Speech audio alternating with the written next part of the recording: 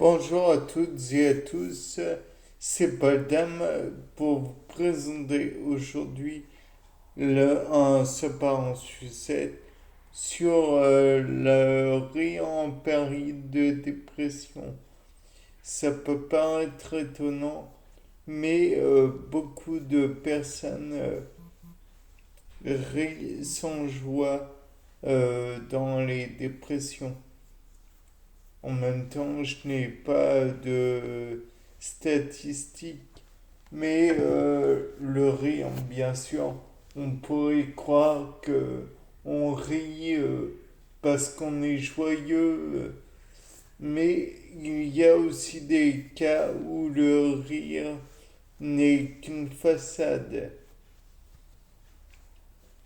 En effet, le rire, bien, il est d'abord une façon de communiquer de la joie, mais aussi d'exprimer parfois un profond mal-être. De plus, lorsque l'on rit, on doit avoir accès à de l'endorphine qui est là pour faire supporter certaines épreuves très difficiles ou difficiles plutôt de la vie et la tristesse, la dépression en font partie. Car soyons francs, la dépression est un instant où vous ne supportez plus la vie, où vous voulez en finir, où vous êtes profondément triste. C'est pas un simple coup de mou comme ça, c'est un état d'être qui est profondément enraciné et qui aura du mal à partir. C'est pas un état d'être fugace qui part au bout de un ou deux jours ou au bout d'une bonne nuit de sommeil. Non, elle reste, elle est là, elle est enracinée. Cette dépression peut durer longtemps et s'aggraver toujours plus. Et on croit comme ça, quand on est extérieur à l'état d'être en question, que ça va s'arranger, que c'est un état qui arrive, quoi, qui est... Oui, ça arrive, mais c'est pas facile de s'en sortir. Bien sûr, on peut dire qu'une blague toute drôle, mais légèrement vexante, bon, c'est pas grave. Pour une personne en dépression, c'est comme une insulte, comme une blessure qu'on fait encore. Son petit être déjà blessé. Donc ne prenez pas la dépression à la légère. C'est véritablement un besoin, il y a vraiment un besoin de rien de joie qu'on nous a volé quand on est en état de dépression.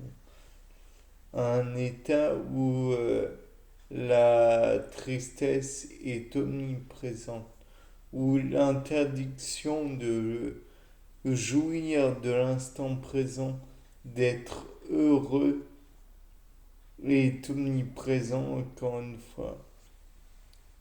L'état d'être où le fait de se, comment dire, se rendre sociable avec les autres est absent. Il est impossible d'être sociable quand vous êtes en état de dépression. il est impossible aussi de s'approcher des autres sans se dire non, je ne dois pas le faire. Je vais communiquer cet état de tristesse aux autres.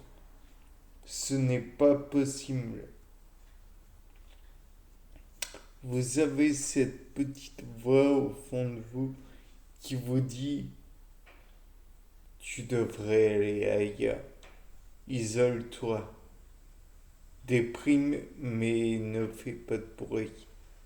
La dépression est certes un mal bien présent, mais un mal silencieux, qui n'a pas de symptômes, à part certains symptômes, par exemple voir tout en noir.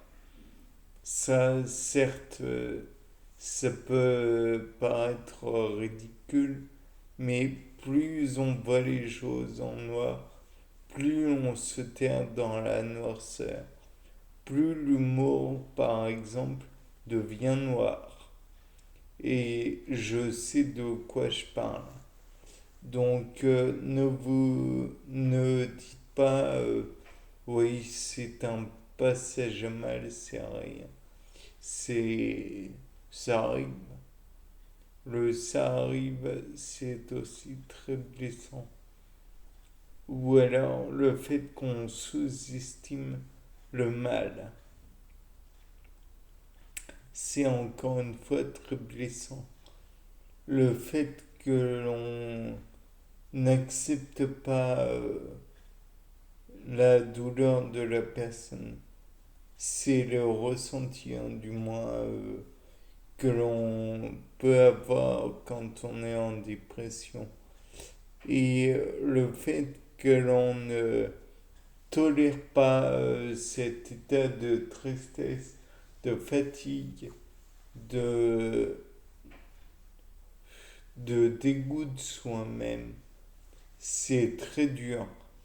Bien sûr, le dégoût de soi-même doit être modifié et j'ai envie de dire amélioré, mais ça passe pour un contresens.